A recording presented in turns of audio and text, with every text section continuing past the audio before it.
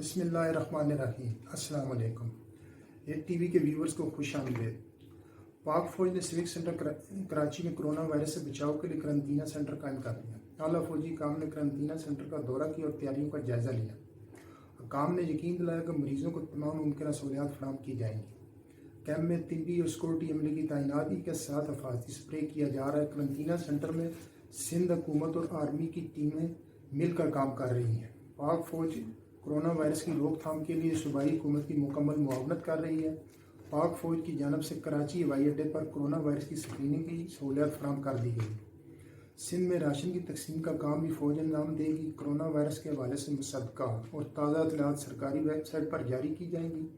پاک فوج کے شعبہ تعلقات عامہ یعنی کہ ISPR کے DG میجر جنرل بابر اختیار نے پریس کانفرنس میں کہا کہ موجودہ حالات میں افواج پاکستان پوری طرح متحرک ہیں، صوبوں اور وفاق کی حکومتوں کے ساتھ مل کر کام کر رہی ہیں۔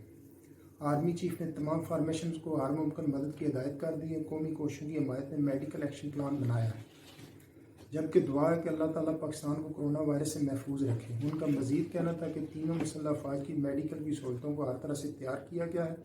موبائل کمپنیز کے ساتھ مل کر عوام تک پیغامات پہنچائے جا رہے ہیں۔ سوشل میڈیا پر احتیاطی تدابیر پر مشتمل معلومات دی جا رہی ہیں۔ تفتان کے قرنطینہ سینٹر میں پاک فوج کی میڈیکل ٹیم معاونت کر رہی ہے، جبکہ داخلی طور پر لوگوں کی بھرپور چیکنگ کی جا رہی ہے۔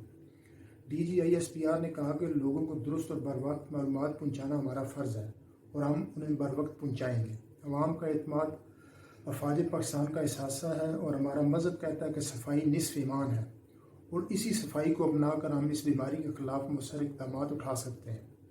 اور آخر میں ایک ٹی وی کے ویورز کو کہوں گا کہ ہمارے چینل کو سبسکرائب کریں اور کمنٹس باکس میں اپنے خیالات کا اظہار کریں اور بیل آئیکن پر کلک کریں تاکہ آئندہ آنے والی ویڈیو انہیں بر وقت مل سکیں۔ شکریہ۔